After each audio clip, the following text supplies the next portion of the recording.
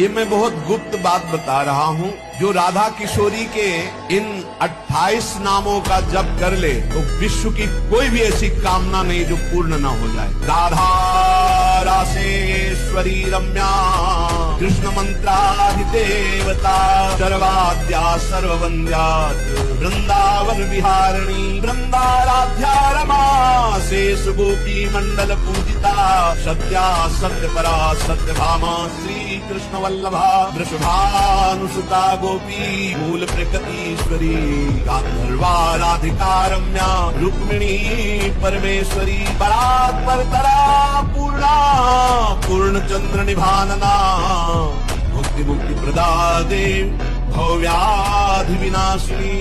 ये 28 नाम है अनुभूत। इनका जो पाठ करे चाहे लौकिक कामना चाहे परलौकिक कामना बहुत जल्दी आपको परिणाम दिखाई देगा।